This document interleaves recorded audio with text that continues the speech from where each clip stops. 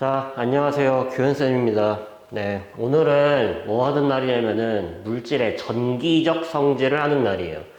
근데 일단은 먼저 우리가 이 물질의 전기적 성질은요, 크게 세 가지로 나눌 수 있거든요. 네, 전기 잘 통하는 놈, 전기 안 통하는 놈, 그 다음에 중간 정도인 놈, 이렇게 총 세 가지 정도로 알 수가 있는데, 걔네를 나누는 기준이 뭐냐면은요, 자유전자가 얼마나 많냐를 기준으로 나누게 됩니다. 그러면은 자유전자가 무엇인지를 이해하기 위해서는 우리가 다시 뭘로 돌아가야 되냐? 원자의 구조로 돌아가 봐야 될 거다 이런 말이었죠. 그래서 한번 정리해 봅시다. 자, 오늘 물질의 전기적 성질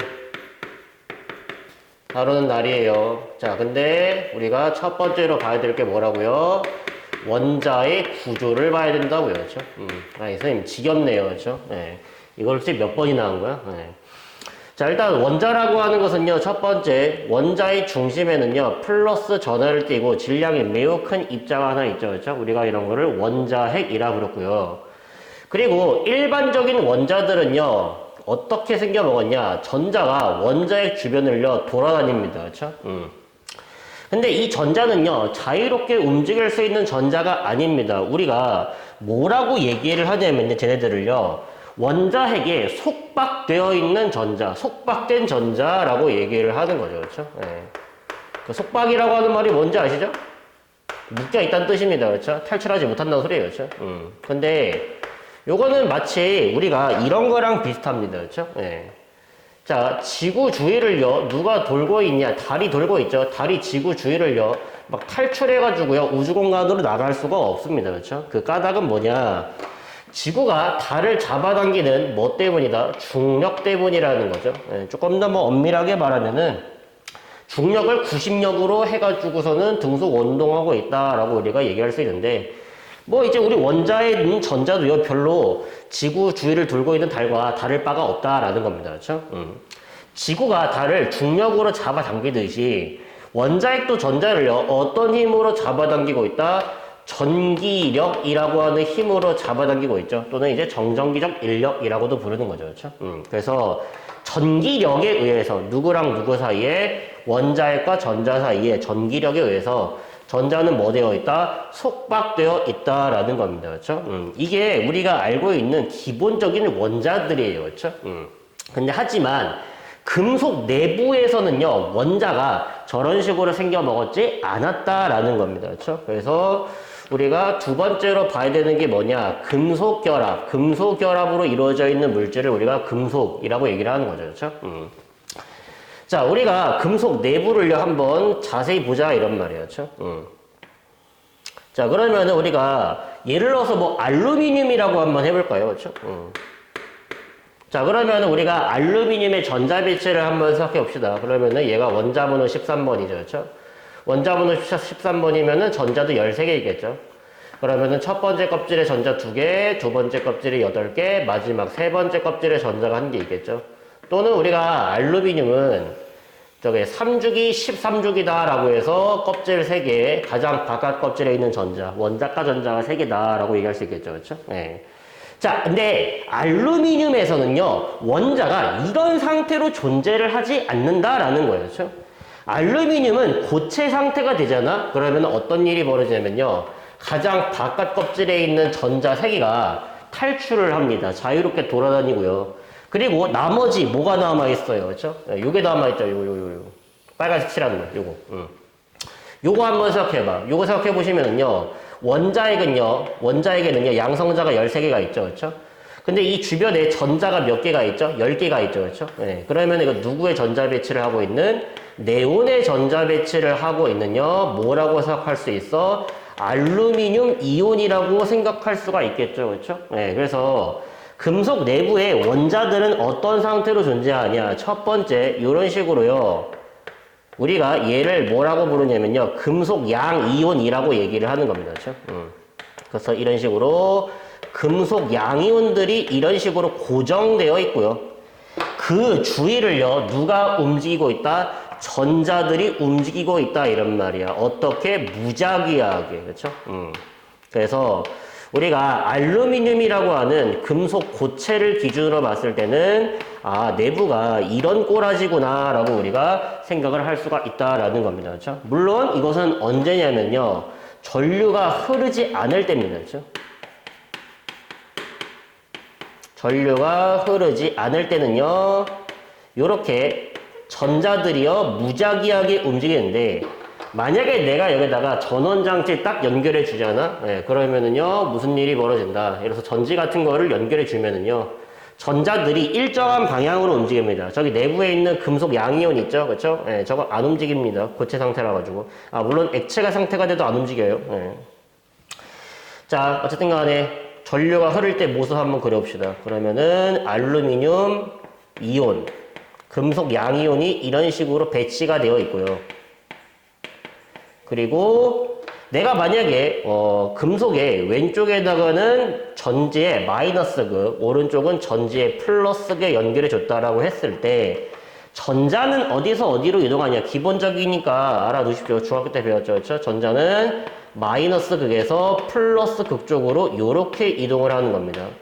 그래서 대체로 일정한 방향으로 움직이는 거죠. 우리가 이런 거를 흐른다라고 표현을 하는 거죠. 일정한 방향으로 이렇게 움직일 때, 그렇죠? 네, 그래서 우리가 이렇게 전자가 일정한 방향으로 이동하면요, 전류가 흐른다라고 표현하는데 기본적으로 알아두실 거.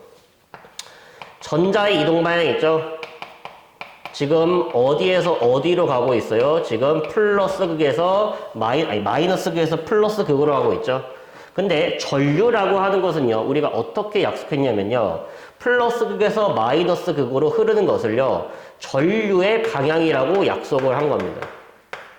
그래서 전류의 방향은요, 플러스에서 마이너스, 전자의 이동 방향은 마이너스에서 플러스. 네, 서로 반대 방향이라고 하는 건 꼭 잘 기억하십시오. 이거 나중에 문제 나왔을 때 헷갈려서 틀립니다. 그렇죠? 요게 전류가 흐를 때의 모습이에요. 전류가 흐를 때. 참고로 왜 반대냐고 물어보자면은요, 일단요, 1800년대에 볼타라고 하는 사람이 전지를 만들어가지고요, 이제 전류가 흐른다라는 사실을 알아냈거든요. 근데 문제는 뭐야? 눈에 안 보인다라는 게 문제점이죠. 그렇죠? 그래서 뭐 하는 거야? 안 보이니까 약속해버리는 거죠. 야, 앞으로 플러스에서 마이너스로 움직이는 것을 이걸 전류의 흐름이라고 하자. 라고 이제 약속을 했는데, 나중에 1800년대 후반 돼가지고요, 톰슨이라고 하는 사람이 전자가 이제 있다라는 거를 밝혀냅니다. 그리고 나서 전자의 이동 방향을 보니까 마이너스에서 플러스였다는 소리죠. 그렇죠? 근데 너무나도 오랫동안 전류의 방향을 플러스에서 마이너스로 썼기 때문에 이제 못 고치는 겁니다. 예, 애초에 전류는 전류고요, 전자는 전자예요. 그렇죠? 예, 묶어서 생각할 이유가 없다라는 거죠. 그렇죠? 어쨌든 간에 금속에서는 이런 식으로요, 자유롭게 움직일 수 있는 전자, 우리가 얘네들을 뭐라고 부른다? 자유전자라고 얘기를 합니다. 금속 내부에는 이런 식으로 자유전자가 존재한다라는 거죠. 그렇죠? 네. 그리고 저 자유전자의 개수에 따라서, 자유전자가 얼마나 많냐에 따라서 뭘 나눈다? 물질의 성질을 나눈다 이란 말이야. 물질의 전기적 성질을. 그래서 우리가 물질의 전기적 성질은요, 크게 세 가지로 나눕니다. 첫 번째는요, 전기계에 잘 통한다 그러면은 도체라고 얘기를 하는 거고요. 그렇죠? 금속처럼. 그렇죠? 전기가 거의 안 통한다 그러면은 우리가 그런 거를 부도체 또는 절연체라고 부르고요. 도체랑 부도체의 한 중간 정도의 성질을 가진다 그럼 우리가 걔네들을 뭐라고 부르냐면요, 반도체라고 얘기를 합니다. 그렇죠? 그래서 우리는 크게 물질의 전기적 성질을 도체, 반도체, 부도체 정도로 나눌 수가 있다라는 겁니다. 자, 그러면은 일단 정의를 봐야죠. 그렇죠? 자, 무엇을 도체라고 얘기를 하는가? 예, 우리가 얘 같은 경우는요, 자유전자가 많아서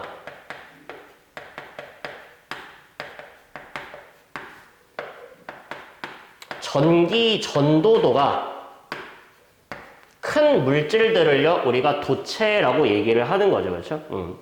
근데 부도체 같은 경우는 반대죠. 자유전자가 거의 없어가지고. 얘 같은 경우는 전기 전도도가 어때요? 굉장히 낮죠. 잘 안 흐른다 이런 말이 전기. 그렇죠? 자, 반도체는요, 뭐예요? 얘랑 얘 중간 정도의 성질을 가진다고 했죠. 근데 조금만 더 엄밀하게 얘기하자면요, 반도체는요, 특정 조건에서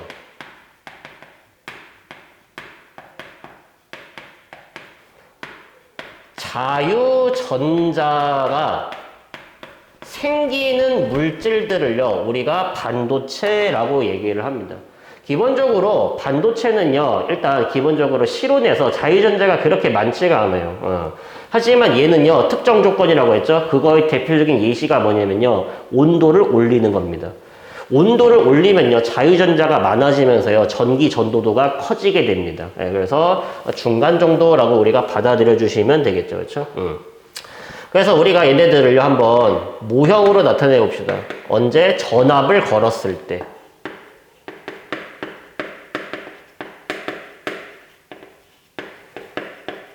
자, 전압을 걸었을 때의 모형이 어떻게 되냐. 자, 도체 같은 경우는 아까 말했죠. 이런 식으로 금속 양이온, 참고로 이거 원자핵 아닙니다. 금속 양이온이에요. 예. 자, 금속 양이온들이 있고요. 자, 여기에는 뭐가 있다고요? 자유롭게 움직일 수 있는 전자들이 있다라고 했죠. 그렇죠? 그래서 자유전자들이 이런 식으로 전압을 걸었을 때는요, 일정한 방향으로 움직인다라고 아까 계속 얘기했죠. 그렇죠? 자, 근데 반도체 같은 경우는요, 그림으로 표현하자면 이런 거죠. 예. 얘는 특정 조건일 때 자유전자가 생긴다라고 했잖아요. 그렇죠? 그래서 일부는요, 이런 식으로요, 원자핵에 속박되어 있는 전자들이 이렇게 있고요, 일부는 자유롭게 움직일 수 있는 전자들이 있다라는 겁니다. 그렇죠? 그래서 우리가 반도체를 모형으로 나타내자면요, 예, 우리가 이렇게 될 것 같고요. 그리고 마지막으로 부도체 같은 경우는 거의 전기 안 통하죠. 그렇죠? 그래서 전압을 걸어줘봤자 전기가 안 통한다. 왜요? 그냥 거의 대부분의 전자들이요, 원자에게 속박되어 있기 때문에 뭐 전압 걸어줘봤자 전류 안 흐르는 거죠. 그렇죠? 예, 이런 식으로. 그래서 우리가 모형 보고요, 이거 자유전자 없네. 부도체. 자유전자 개 많네. 도체. 중간 정도네. 반도체. 이렇게 우리가 판단할 수 있겠죠. 당연히. 그렇죠? 그리고 가장 중요한 거. 그래서 예시. 누가 도체냐 이런 말이에요. 그렇죠? 전기 잘 통하는 건 우리 잘 알고 있잖아. 대부분의 금속들이 여기에 속한다라는 거죠. 그렇죠? 예, 그래서 뭐 금이라든지 구리, 은, 뭐 알루미늄, 마그네슘, 아연 뭐 이런 거 있죠. 그렇죠? 예. 그래서 금속 원소가 뭔지는 우리가 지난 단원에서 배웠으니까 잘 알고 있을 거라고 믿겠습니다. 그렇죠? 자, 반면에 전기 안 통하는 놈들, 부도체, 누구 있죠? 대표적으로 고무, 그렇죠? 예. 나무, 플라스틱, 유리 같은 거 있겠죠, 그렇죠? 예. 예, 이들이 대표적인 부도체의 사례다라고 우리가 알아두시면 되고. 자, 그리고 이거 굉장히 중요하니까 잘 꼭 암기하십시오. 반도체는 보통 어떤 원소냐면은요, 얘네들이 있습니다. 첫 번째, 규소, 두 번째, 요렇게 쓰고요. 읽을 때 뭐라고 읽냐면요, 저마늄이라고 읽는 겁니다. 그렇죠? 그래서 규소랑 저마늄이 대표적인 반도체를 구성하는 원소다라고 우리가 이해를 해 주시면 되겠습니다. 그리고 우리 규소 아시죠? 얘가 3주기 14족 원소입니다. 그렇죠? 저마늄이요, 얘 4주기 14족 원소예요. 그렇죠? 그래서 얘네들은요, 14족 원소라고 하는 것을 잘 기억해 두십시오. 이따가 써먹을 겁니다. 그렇죠? 선생님, 그러면은 똑같은 14족인 탄소는요, 탄소는 알잖아. 걔는 흑연 아니면 다이아몬드잖아. 전기 잘 안 통하잖아. 그렇죠? 예. 그래서 우리는 보통 반도체로 규소나 저마늄 같은 것들이 있다 라고 이제 우리가 이해를 해주시면 되겠습니다. 그렇죠? 예. 그리고 이제 우리가 알죠. 그렇죠? 보통 내가 준금속이라고 하는 원소들이 있죠. 금속과 비금속의 중간 정도의 성질을 가진 애들, 준금속. 걔네들이 대표적으로 뭐다? 반도체에 속한다라고 우리가 이미 배웠습니다. 그렇죠? 그래서 우리가 이 반도체라고 하는 게 무엇인지는 대충 알겠는데, 우리가 지금부터 공부해야 될 건 뭐냐면요, 여러 가지 반도체 소자들이에요. 그렇죠? 예. 반도체 소자가 뭔가요? 예, 보통 전자기기에 들어가는 부품들이 있죠. 예, 그런 거를 우리가 소자라고 얘기를 하는 건데, 그 반도체 소자들의 어떤 것들이 있냐면요, 뭐 다이오드, 트랜지스터, 뭐 LED, 그다음에 뭐 OLED, 유기발광 다이오드, 그다음에 뭐 집적회로 뭐 이딴 것들이 있는데, 우리가 그럼 반도체 소자를 이해하려고 하잖아. 그러면은 반도체를 조금만 더 디테일하게 공부를 하셔야 된다라는 말입니다. 그렇죠? 그럼 일단 우리가 뭐부터 먼저 정리하고 넘어갈 거냐면요, 반도체를 한번 구분을 한번 해봅시다. 반도체에 여러 가지 갈래가 있거든요. 그거를 한번 먼저 정리를 한번 해볼게요. 일단 반도체는 크게 두 가지로 나눌 수가 있어요. 어떻게? 요렇게. 순수 반도체라고 하는 놈들과 그리고 불순물 반도체라고 하는 것으로 나눌 수가 있습니다. 참고로 순수 반도체를 다른 말로는 뭐라고도 부르냐면요. 고유 반도체라고도 부릅니다. 똑같은 말이에요. 그리고 두 번째, 불순물 반도체가 있다라고 했죠. 예, 불순물이 첨가된 반도체를 말하는 거고요. 다른 말로는 비고유 반도체라고도 얘기를 합니다.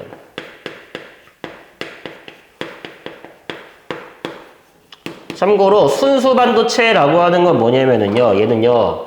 100% 뭐로만 이루어져 있냐? 규소나 또는 저마늄으로만 이루어져 있는 애들을 순수 반도체라고 얘기를 하고요. 불순물 반도체 애들은 얘네들한테 불순물을 첨가했다라고 해서 불순물 반도체라고 부르는데 첨가해준 불순물의 종류에 따라 가지고 우리가 다시 얘네들은 두 가지로 나눌 수가 있습니다. 자, 첫 번째 불순물로 만약에 13족 원소를 첨가한다. 13족 원소에 뭐 대표적으로 그런 거 있죠. 뭐 알루미늄이라든지 붕소 같은 거 있잖아요. 그렇죠? 그런 불순물들을 넣어주잖아. 그럼 우리가 그런 거를 뭐라 부르냐면요. P형 반도체라고 얘기를 합니다.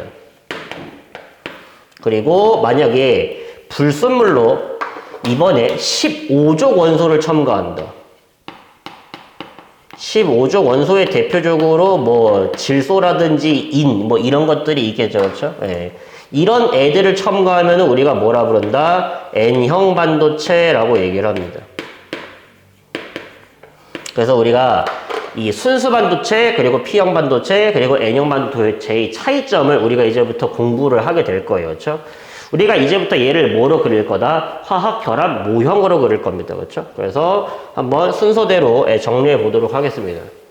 자, 첫 번째 순수 반도체부터 한번 먼저 볼게요. 자, 얘를 화학결합 모형으로 그릴 건데 우리가 규소라고 한번 생각합시다. 100% 규소로만 이루어져 있다라고 한번 가정해 볼게. 자, 그러면은 무슨 일이 벌어지냐? 이런 일이 벌어지죠. 규소 같은 경우는 원자번호 14번이죠. 원자번호 14번이면은 첫 번째 껍질에 전자 2개 있고 두 번째 껍질에 전자가 8개 있고 마지막 껍질, 세 번째 껍질에 전자가 4개가 있겠죠. 그렇죠? 또는 얘가 3주기 14족 원소니까 껍질 4개에 원자가 전자 4개 있다라고 판단할 수 있죠. 그렇죠? 근데 결과적으로는 이거야. 규소가 옥텟 규칙을 만족하려고 하잖아. 그러면은 어떻게 해야 되냐면요. 전자가 4개 부족하죠. 예, 전자가 4개 부족하면은요. 4개를 공유를 해야 된다라는 말이에요. 주변의 다른 원자들과. 그렇죠? 그거를 한번 생각하면서 한번 우리가 순수 반도체의 모형으로 한번 그려보도록 하겠습니다. 자, 규소가 있어요. 근데 어차피 안쪽에 있는 껍질들 있죠? 첫 번째 껍질이랑 두 번째 껍질. 그런 애들은 반응에 참여 안 하잖아. 가장 바깥쪽 껍질에 있는 전자만 화학 반응에 참여하니까 난 이제부터 가장 바깥쪽 전자만 그릴 겁니다. 그렇죠? 자, 근데 아까 뭐라고 했어요? 규소는요. 전자가 4개가 부족하죠? 원자가 전자 4개라서. 그러니까 다른 규소 원자랑 어떻게 전자를 공유해야 되냐? 이렇게 전자를 공유해야 된다라는 소리예요. 자, 한번 생각해보자. 여기 규소가 이렇게 있고요. 다른 규소 원자들이. 자, 이렇게 하는 거죠. 자, 내가 전자 하나씩 내놓을 테니까 니네도 전자 하나씩 내놔라고 얘기를 하는 거죠. 그러면은 지금 규소 원자가 전자 4개였죠. 근데 이렇게 한 개씩 내놔가지고요 공유를 한다 이런 말이었죠. 네. 자, 그러면은 규소를 가운데 있는 규소 기준으로 봤을 때 가장 바깥 껍질에 전자가 8개가 됐죠? 그쵸? 그러면은 누구의 전자 배치? 아르곤의 전자 배치가 되면서 안정해진다라는 말이었죠? 자, 근데 문제가 있어요. 문제는요, 이렇게 순수 반도체 같은 경우는요, 모두가 뭐야? 이거 공유 전자쌍이야. 그러면은 얘가 자유롭게 움직일 수가 없다라는 소리겠죠? 그쵸? 네, 그래서 순수 반도체는요, 아까 말했죠? 얘는요, 전기 전도성이요. 그렇게 좋지가 못하다라는 말이었죠. 전기 전도성이 우리가 낮다라고 얘기를 하는 겁니다. 그렇죠? 네. 자, 그래서 순수 반도체는 전기가 잘 안 통하니까 별로 쓸모가 없다라는 거죠. 그래서 여기다가 불순물을 첨가해가지고 전기가 잘 통하게 만들어줬다라는 소리예요. 그렇죠? 자, 그러면은 P형 반도체에서는요 무슨 일이 벌어지고 있는 건가를 같이 보도록 하겠습니다. 자, P형 반도체가 뭐라고 했죠? 불순물로요 13족 원소를 썼다고 했죠. 뭐 대표적으로 뭐 알루미늄 같은 거를 여기다가 첨가했다라고 한번 생각해 보자. 그러면은 만약에 주소 대신에 알루미늄이 들어간다면요 무슨 일이 벌어지고 있냐. 알루미늄은 원자과 전자가 총 3개죠. 원자과 전자가 3개라는 말은요 이런 일이 벌어지고 있는 거예요. 저기에 주소, 가운데 주소 자리 대신에 알루미늄이 이렇게 들어갔다. 그러면은 다른 주소 원자랑 이렇게 되겠죠. 주변에 있는 주소 원자가 전자를 하나씩 내놓습니다. 그렇죠? 근데 알루미늄은요 내놓을 수 있는 전자가 몇 개밖에 없어요. 하나, 둘, 3개밖에 없습니다. 그렇죠? 네, 그러면은 여기서 무슨 일이 벌어지냐. 전자가 들어가 있지 못한 빈 공간이 여기에 떡 하고 생기죠. 그렇죠? 네, 그리고 앞으로 우리가 이렇게 전자가 들어가 있지 못한 빈 공간을요 우리는 뭐라고 부를 거냐면요 양공이라고 부를 겁니다. 또는 정공이라고도 불러요. 네, 어쨌든 간에 이런 식으로 양공이 생겼다 이런 말이었죠. 근데 우리가 양공이 생기면요 이런 일이 벌어진다라는 거야. 자, 이제 알루미늄은요 옥텟 규칙을 만족하지 못했죠. 그렇죠? 옥텟 규칙을 만족하려면 어떤 일이 벌어져야 되냐. 바깥쪽에 있던 전자가 일로 들어와 줘야 된다라는 소리죠. 그렇죠? 그러면은 자 전자가 이렇게 여기로 이동하잖아. 그럼 여기 전자를 채웠죠. 근데 여기는 대신 뭐가 돼? 전자가 빠져나갔으니까 양공이 만들어지겠죠. 그렇죠? 네, 그러면서 여기 양공이 만들어졌으면 또 다른 전자가 여기를 채워주려고 할 거 아니에요. 그렇죠? 그러면은 뭐가 이동하게 돼? 전자가 이동하게 되죠. 그러면서 뭐가 흐르게 돼? 전류가 흐르게 된다라는 소리입니다. 그렇죠? 그래서 이 P형 반도체 같은 케이스는요. 뭐 때문에? 양공에 의해서 뭐가 생긴다? 전기 전도성이 이제 높아진다라고 우리가 볼 수가 있겠습니다.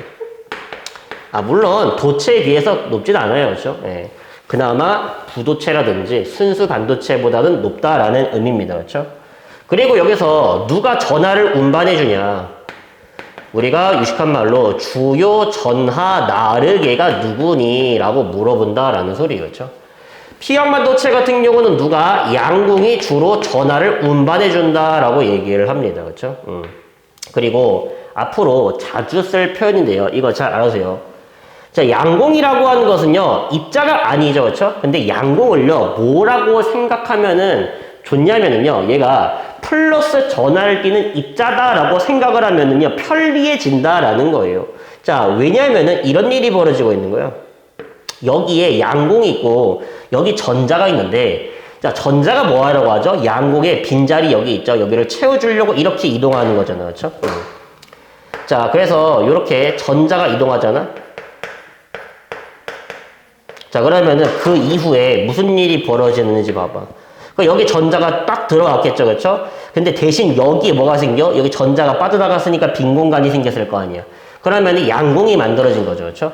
그러면 양공은요. 왼쪽에서 오른쪽으로 이동했다라고 우리가 볼 수가 있겠죠. 그렇죠? 네, 그래서 전자의 이동 방향과 양공의 이동 방향은요. 서로 뭐하다? 반대 방향이라는 거예요. 근데 우리 아까 전에 기억하니? 전자의 이동 방향이랑 누구의 방향이랑 또 반대라고 했어? 전류 방향이랑 또 반대라고 했죠. 그렇죠? 그래서 양공의 이동 방향과 누구의 방향? 전류의 방향은 동일하다라는 거예요. 그렇죠? 그래서 우리가 양공은요. 원래 입자는 아니지만 이제부터 얘를 뭐로 간주하겠다? 플러스 전하를 띠는 입자로 간주하면은 해석을 조금 편리하게 할 수 있다라는 거죠. 그렇죠? 네. 그래서 기억하십시오. 양공은 플러스 전하를 띠는 입자가 아닙니다. 하지만 전자가 빠져나가고 생긴 빈 구멍이니까 얘를 플러스 전하를 띠는 입자로 해석하면은 편리하겠다라고 이제 우리가 이해를 해주시면 충분할 것 같아요. 그렇죠? 자, 그럼 넘어가서 한번 N형 반도체도 한번 같이 한번 볼까요? 자, N형 반도체는 뭐라 그랬죠? 얘 같은 경우는 15족 원소를 도핑했다라고 했죠. 자, 그러면 15족 원소의 대표적으로 뭐 인 같은 거 있죠? 그런 놈 도핑하면은 무슨 일이 벌어지는지 한번 봅시다. 참고로 불순물을 첨가하는 걸 도핑이라고 부르는 거예요. 자, 인을 넣었어. 불순물로. 자, 그러면은 역시나 화학결합 모형으로 한번 그려보도록 할게요. 자, 여기에 인 원자가 다른 주변에 있는 규소 원자들과 이런 일을 벌이고 있는 거예요.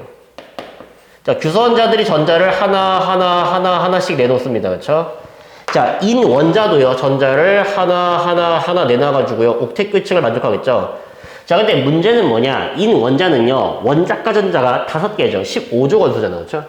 그럼 얘는요. 전자가 뭐에 하나가 남아있겠죠. 그렇죠? 네, 그러면은 이 남아있는 전자가 뭐 하면서 자유롭게 움직이면서 뭐가 된다? 자유전자가 된다라는 소리입니다. 그렇죠?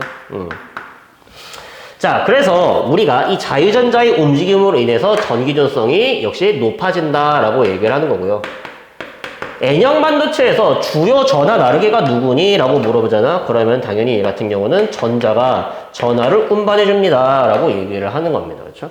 그래서 P형 반도체랑 N형 반도체, 순수 반도체의 차이, 요거 잘 이해를 해 주시길 바라겠습니다. 그리고 한 가지 더, 뭐 물론 요거까지는 알 필요는 없는데 일단은 알려는 드릴게요. 각각 반도체에서 양공의 개수랑 전자 개수를 한번 비교해보자 이런 말이에요. 자, 참고로 순수 반도체 같은 경우는요. 여기에 존재하는 양공의 개수랑 전자의 개수랑 동일합니다. 자, 그리고 P형 반도체 같은 경우는 내가 13족 원소를 도핑해서 강제로 뭘 만들어버렸어요? 양공을 만들어버렸죠. 그렇죠? 그러니까 얘 같은 경우는 양공의 개수가 전자의 개수보다 많아집니다.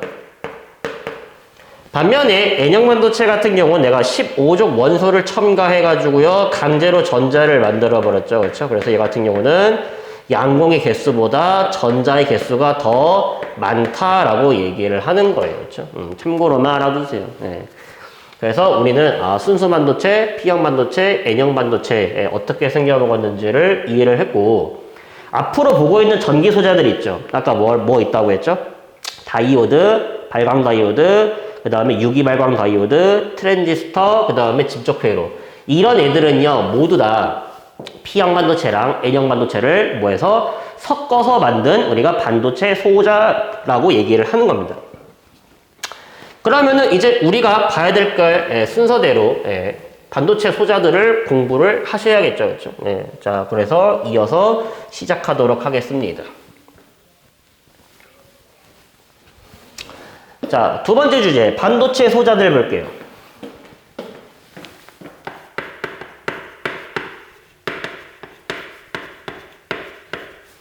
자, 첫 번째 뭐부터 보겠다? 다이오드부터 먼저 보겠습니다. 조금 더 원래는 플레임으로는요, PN 접합 다이오드라고 얘기를 합니다. 왜냐면은 P형 반도체랑 N형 반도체를 붙여놨기 때문이에요. 그래서 이 PN 접합 다이오드 같은 경우는 첫 번째 구조 어떤 식으로 생겨 먹었냐 이런 식으로 생겨 먹었다라는 겁니다. 여기에 이런 식으로요 전기가 흐를 수 있는 도선과 반도체를 연결해 두고요 한쪽에는요 13족 원소 도핑하고요 한쪽에는 15족 원소 도핑한 겁니다. 그러면 여기에 P형 반도체랑 N형 반도체가 이렇게 생기겠죠. 그렇죠? 요렇게 만든 것을요, 이제 PN 접합 다이오드라고 얘기를 합니다. 그렇죠? 그래서 이 가운데 부분이 반도체를 의미하는 거고요. 여기에 있는 이 부분은 전선입니다. 도선이에요. 그렇죠? 도체 말하는 거겠죠. 그렇죠? 어쨌든 간에 요런 식으로 생겨 먹었다라고 하는 거 우리가 알아두시면 되고요. 얘가 하는 기능이 뭔가요? 라고 물어보잖아요. 그렇죠? 그러면은 우리가 이렇게 얘기할 수 있어요. 참고로 앞으로 지금부터 하는 표현은요, 다 똑같은 표현입니다. 자, 첫 번째. 다이오드의 기능이 뭐냐라고 물으면요, 이것은요, 전류 있죠? 전류를요, 한쪽 방향으로만 흐르게 한다라는 거예요.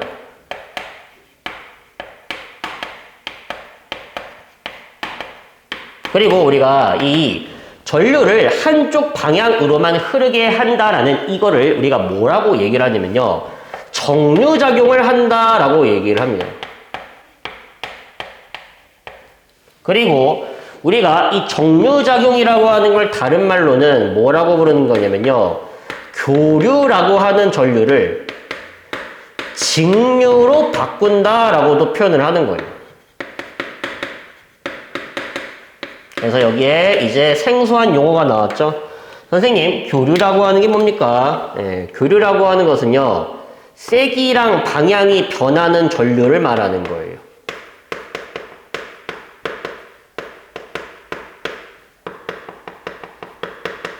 그래서 우리가 일반적으로 사용하고 있는 전류는요, 대부분 교류를 사용합니다. 여기에 있는 형광등 있죠? 예, 형광등도 교류예요. 1초에 전류 방향이 몇 번씩 바뀌고 있냐면요, 60번씩 바뀌고 있으면서 이거 초고속 카메라로 찍어보잖아? 예, 1초에 60번씩 깜빡인다라는 걸 볼 수가 있습니다. 그렇죠? 반면에 이 직류 같은 경우는요, 반대겠죠? 얘 같은 경우는 세기랑 방향이 변하지 않는 전류, 세기랑 방향이 일정한 전류를 우리가 직류라고 얘기를 합니다. 그래서 우리가 교류를 직류로 바꾼다, 정류작용을 한다, 전류를 한쪽 방향으로만 흐르게 한다. 이게 뭐다? 다이오드의 기능이라고 이제 우리가 이해를 해줄 수 있겠습니다. 그래서 우리가 얘들을 어디에 활용하냐? 정류회로라고 하는 거를 만드는 데 이용이 되거든요. 전류를 한쪽 방향으로만 흐르게 하는 그 작용을 우리가 정류 작용이라고 부르고요. 그 정류작용을 일으키는 회로를 정류회로라고 얘기를 하는 겁니다. 그렇죠? 이따가 다룰 거예요. 네. 자, 근데 우리가 이 다이오드에서 전류가 어디에서 어디로 흐르냐, 이거를 조금 더 구체적으로 알고 있어야 된다라는 말이야. 조금만 더 디테일하게 가보도록 하겠습니다. 자, 우리가 여기에 PN접합 다이오드가 하나 있고요. 그리고 내가 무슨 짓을 할 거냐. 자, P형 반도체에다가는요, 전원장치의 플러스 극, N형 반도체 쪽은 전원장치의 마이너스 극, 이렇게 연결해 줄 겁니다. 자, 그리고 우리가 이렇게 연결했을 때 있죠. P형 반도체를 전원장치의 플러스 극, 참고로 긴 짝대기가 플러스인 거 아시죠? 짧은 짝대기 마이너스죠. N형 반도체를 마이너스 극에 연결했을 때 우리가 이런 거를 뭐라고 부르는 거냐면요, 순방향 전압을 걸어줬다라고 얘기를 하기도 하고요. 또는 순방향 바이어스를 걸어줬다라고도 얘기를 하는 겁니다. 그렇죠? 네. 그냥 근데 고등학교 1학년들은 그냥 순방향 전압 걸어줬다라고 보시면 되겠습니다. 그렇죠? 자, 반면에 우리가 P형 반도체랑 N형 반도체가 있는 다이오드에 이번에는 반대로 P형 반도체는 전원장치의 마이너스극, N형 반도체는 전원장치의 플러스극에 이렇게 연결이잖아. 우리가 이렇게 반대로 전압을 걸어주는 거를 우리가 역방향 전압을 걸어줬다라고 얘기를 하는 겁니다. 자, 그러면은 우리가 순방향 전압을 걸어줬을 때 이때 무슨 일이 벌어지는가를 우리가 정확하게 알고 있어야겠죠. 우리 아까 전에 전류 있죠, 전류. 전류는 어디에서 어디로 흐르는 거라고 했어? 플러스에서 마이너스로 흐르는 것을 전류라고 하기로 했죠, 그렇죠? 네, 그래서 플러스 극에서 나와서 마이너스 극으로 들어가는 거 있죠? 요게 뭐다? 요게 전류다 이런 말이야. 전류의 방향이라는 소리예요, 그렇죠? 네. 자, 근데 순방향 연결해주잖아. P형 반도체를 플러스, N형 반도체를 마이너스 연결해주잖아. 그럼 뭐 할 수 있다? 얘가 여기를, 다이오드를 통과해가지고요. 뭐 할 수 있다? 전류가 흐를 수가 있다라는 겁니다. 그렇죠? 네, 기억하십시오. 순방향 전압을 걸어줘야지, 이래야지 전류가 흐를 수가 있습니다. 자, 반면에 역방향 전압을 걸어주잖아. 자, 그러면은요, 전원장치의 플러스에서 전류가 나오죠? 근데 문제는 뭐냐면요, 다이오드에서는요, N형에서 P형 쪽으로는요, 전류가 흐르지 못한다라는 겁니다. 이게 불가능하다는 소리예요. 그 결과적으로요, 이제 흐르지 못한다라는 거죠, 전류가. 그렇죠?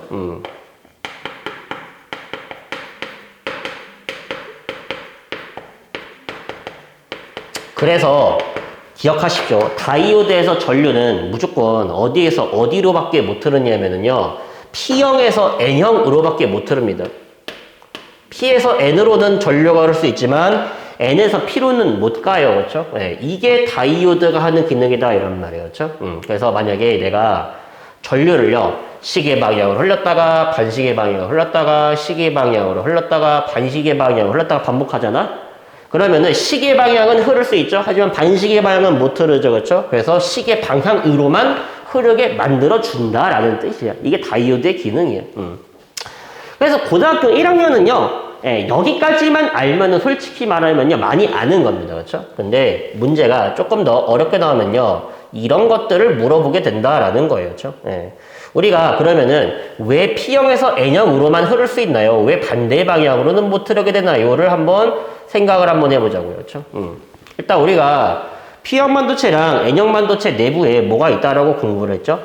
P형 반도체 내부에는요, 이런 식으로 양공이 있다라고 배웠고요. N형 반도체 내부에는요, 전자가 있다라고 배웠죠. 그렇죠? 네, 자, 그러면은, 자, P형 반도체에 있는 양공, 그리고 N형 반도체에 있는 전자, 요렇게 있습니다.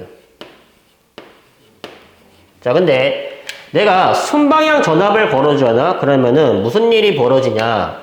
이 양공과 전자가 어느 쪽으로 이동하게 되냐? PN 접합면 쪽으로 이동해가지고요. 서로 이렇게 결합을 해가지고요. 이렇게 소멸이 되는 겁니다. 그래서, 순방향 전압을 걸어주면요. 가운데 쪽, 우리가 여기를 뭐라고 부르는 거냐면요. PN 접합면이라고 부릅니다. 그래서 양공과 전자가 어느 쪽으로 이런 식으로 PN 접합면 쪽으로 이동을 해가지고 소멸이 되고요. 그와 동시에 어떤 일이 벌어지고 있냐면은 생각해봐. 우리 아까 전에 전자 있죠, 전자.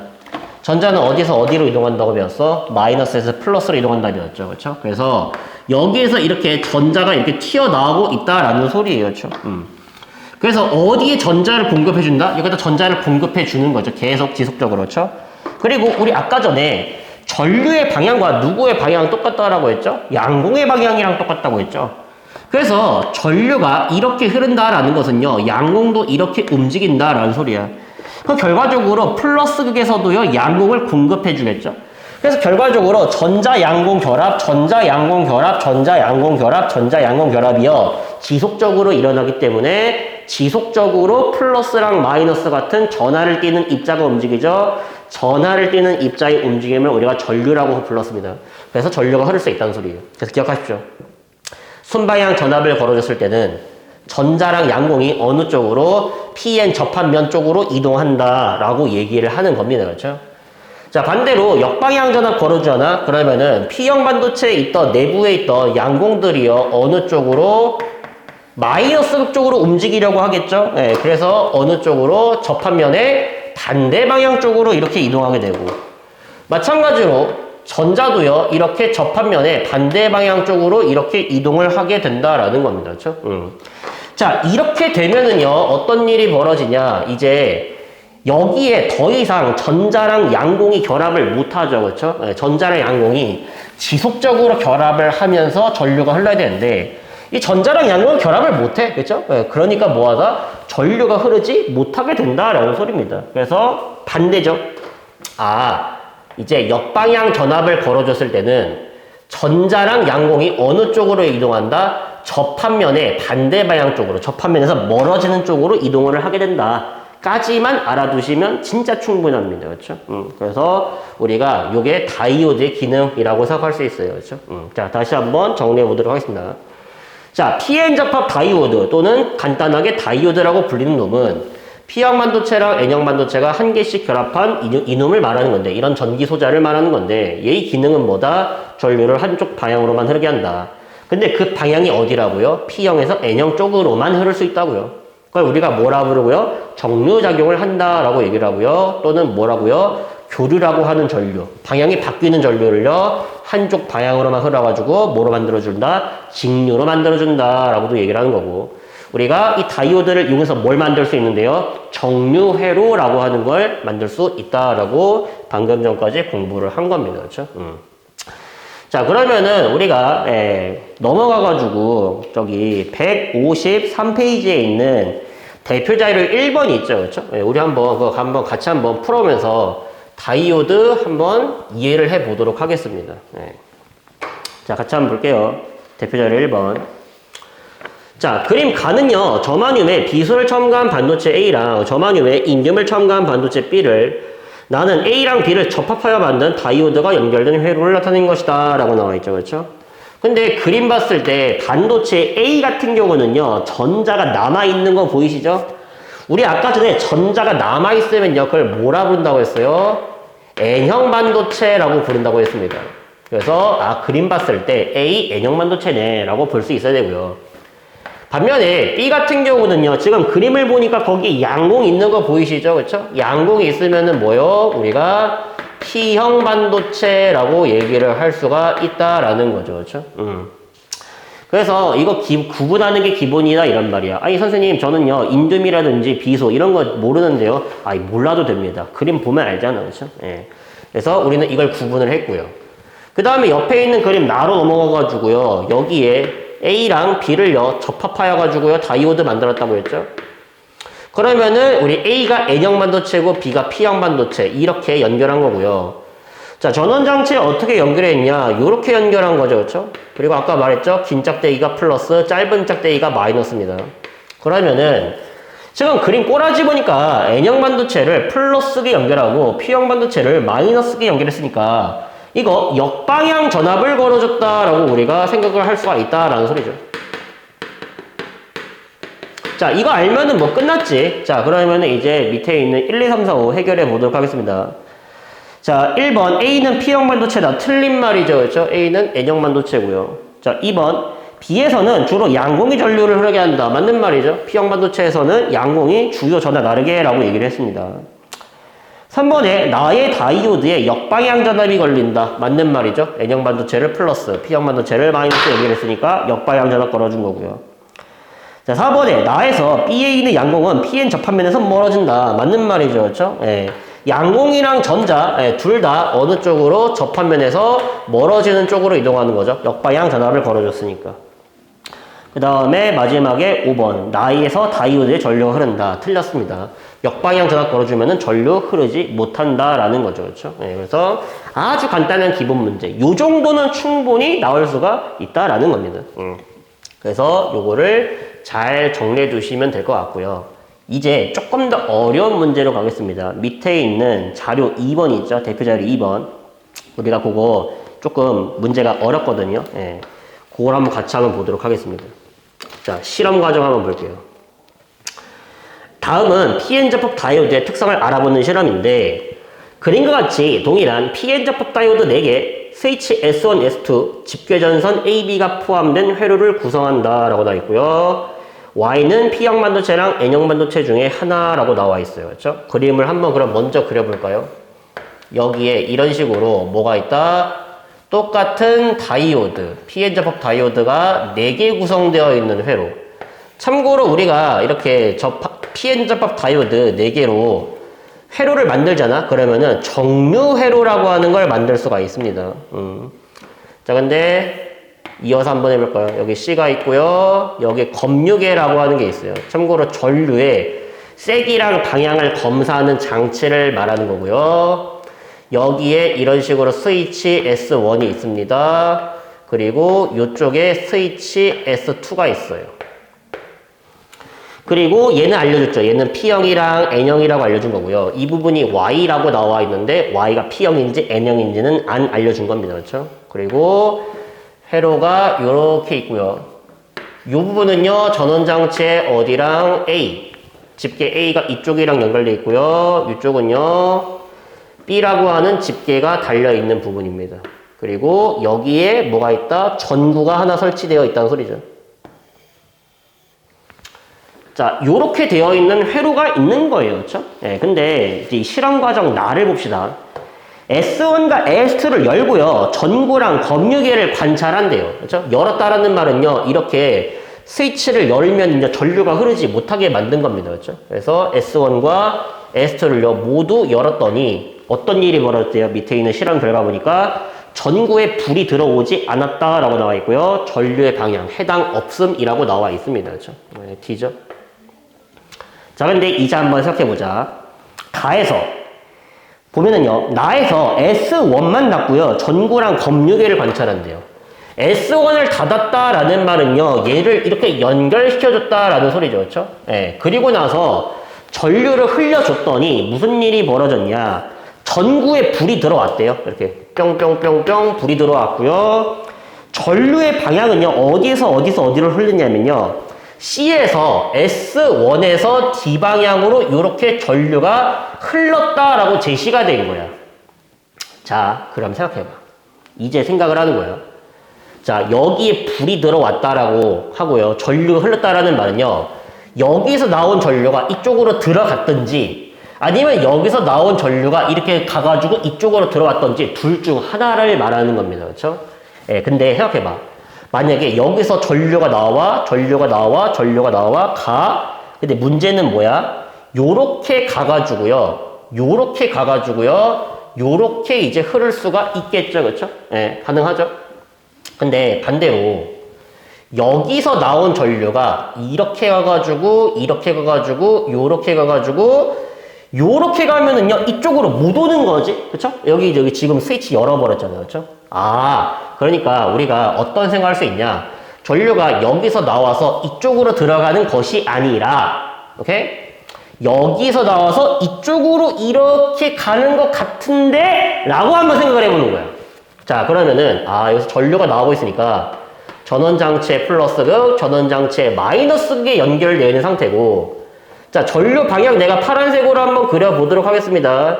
여기서 나와서 이동합니다. 이렇게 이동합니다. 이동 이렇게 이쪽으로 못 가죠 당연히. 그렇죠? 예. N형에서 P형으로 못 가고 어차피 스위치도 열려 있으니까. 그래서 요렇게 가다가 이렇게 요렇게 가고 그다음에 요렇게 가고 그다음에 요렇게 들어간다라고 우리가 해석할 수 있겠죠. 그렇죠? 이게 어떤 상황? 내가 파란색으로 칠한 게 지금 실험 뭘 본 거야? 달을 본 거다 이런 말이에요. 그렇죠? 예. 자, 그럼 우리가 여기서 이런 걸 알 수 있죠. 이렇게 다 실험을 보면은 지금 여기에서 이쪽으로 전류가 흘렀잖아요. 그렇죠?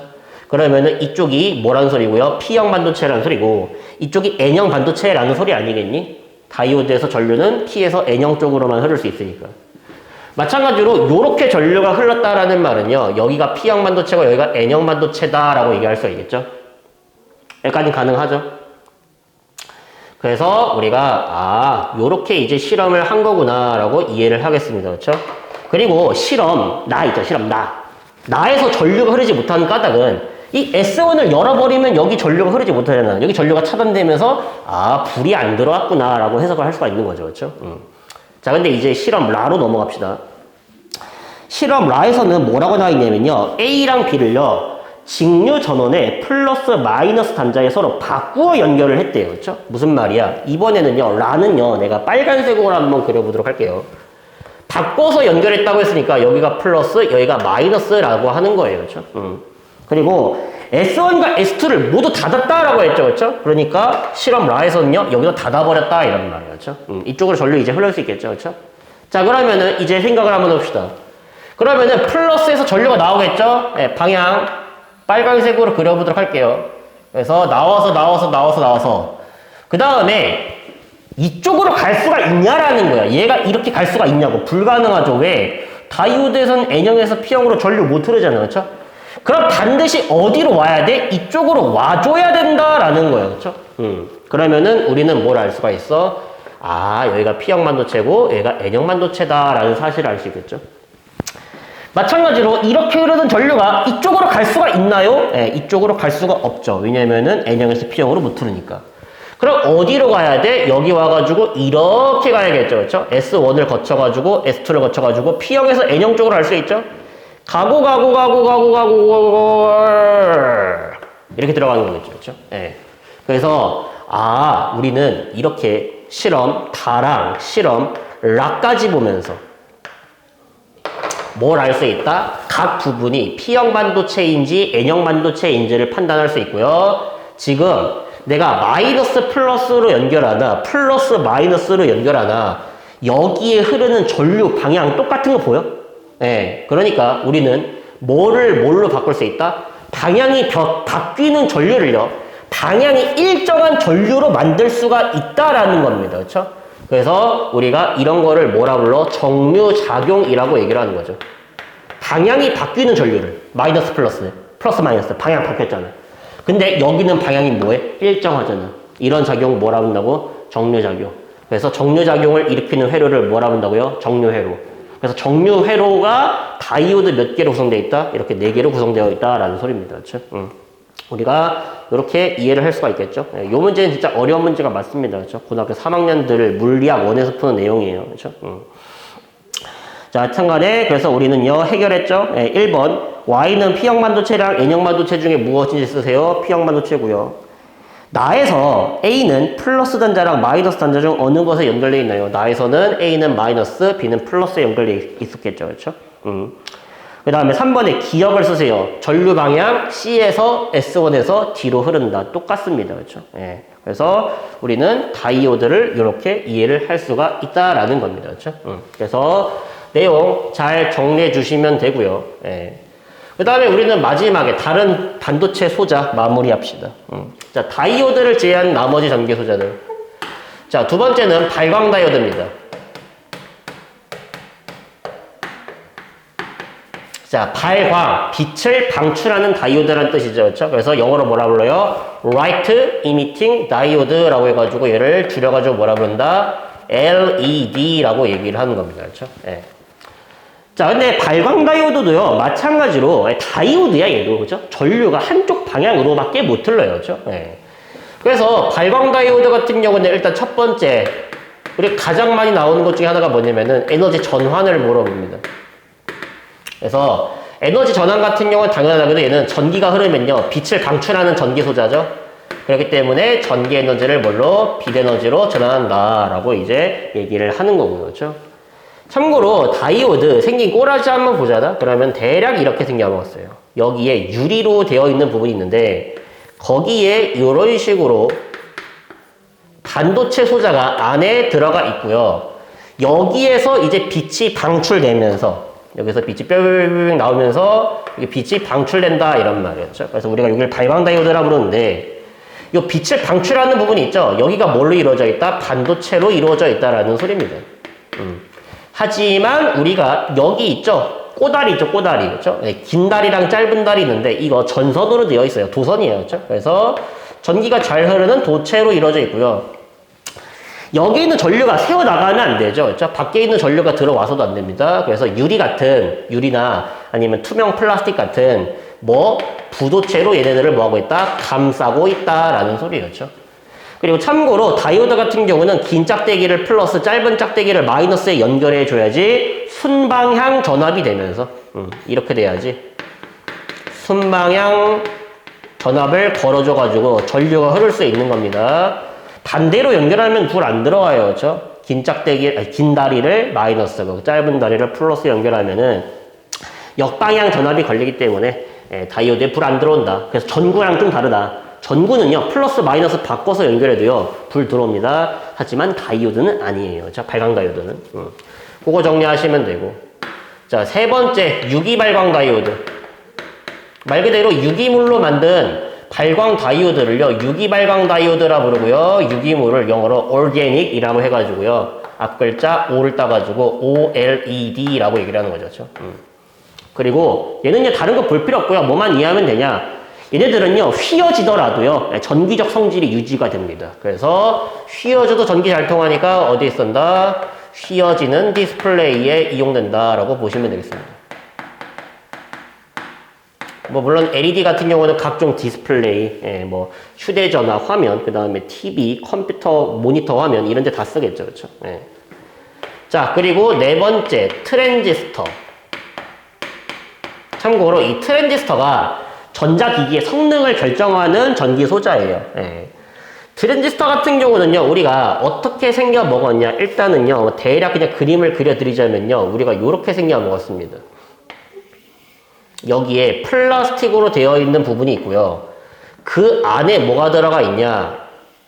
요렇게 P형 반도체랑 N형 반도체가 요렇게 들어가 있어요. 참고로 PNP형 트랜지스터가 있고 NPN형 트랜지스터가 있는데 말 그대로 P형, N형, P형으로 도핑을 하잖아. 그러면요, 우리가 PNP형이라고 부르고요. N형, P형, N형 쓰면요, NP, N형 트랜지스터라고 얘기를 하는 겁니다. 그렇죠? 그리고 여기에 뭐가 달려있다? 꼬다리가 이런 식으로 달려있는 겁니다. 다이오드의 꼬다리처럼. 그렇죠? 그래서 이 부분은요, 우리가 전류를 흘려줘야 되는 부분이죠. 전기 잘 통해야 되는 부분이니까 뭐로 만들었고요? 도체로 만들었고요. 자, 우리가 가운데 부분이 있죠? 여기는요, N형이랑 P형 반도체로 만들었기 때문에 당연히 뭐다? 반도체로 이루어진 부분이고요. 그리고 걔네들을 감싸고 있는 부분.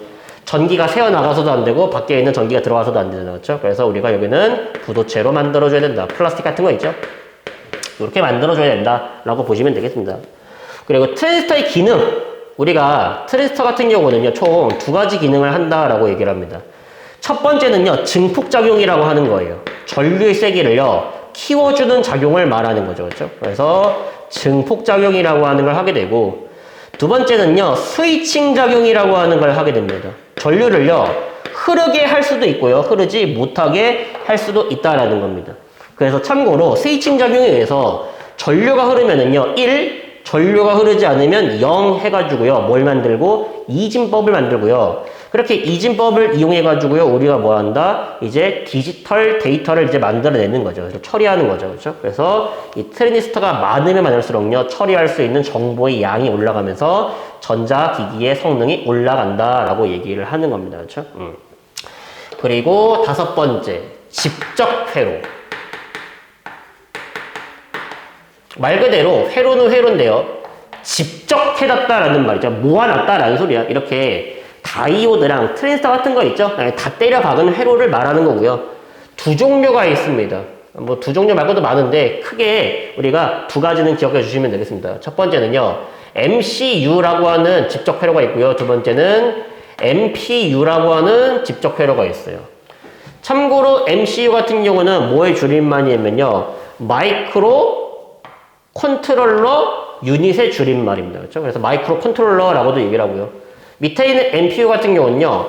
마이크로 프로세싱 유닛이라고 해서 우리가 마이크로 프로세싱 유닛 MPU라고 얘기를 하는 겁니다. 그렇죠? 두 가지가 있다 정도로만 기억하시면 돼요. 완전 얘네들 있지? 반도체 소자. 다 때려박아가지고요. 한 세트로 묶어놓은 거다라고 우리가 이해를 해주시면 될 것 같습니다. 그렇죠?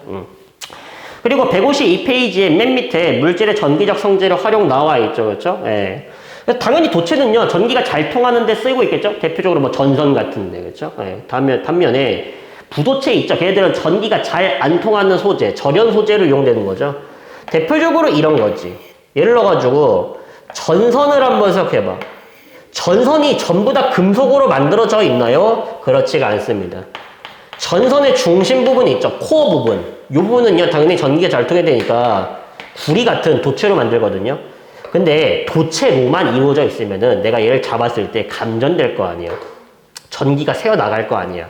그거를 방지하기 위해서 주변을요, 뭘로 이제 감싸냐.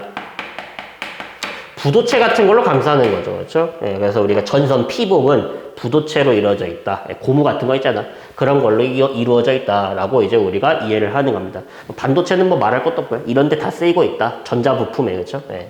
그래서 우리가 지금까지 물질의 전기적 성질했는데 보이시죠? 대부분은요 그냥 잘 암기해 주시면 될 것 같고요.